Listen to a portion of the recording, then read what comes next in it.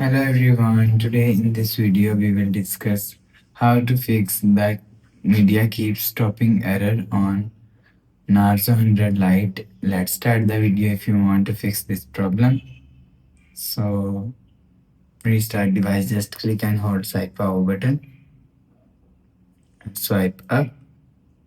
After swipe up and enter your phone pin, you will see your problem is solved. But if it not solved, go to app library. Here click on settings app. Now in setting, scroll down and click on system and update. Click on software update. You will check your software update is latest.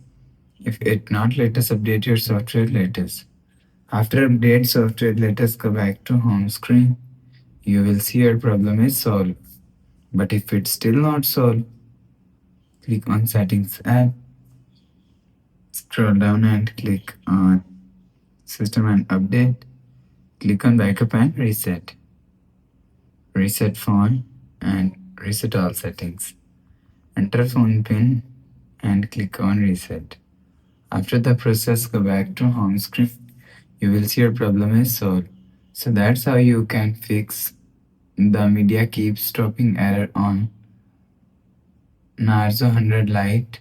If you like the video, please subscribe. Thanks for watching.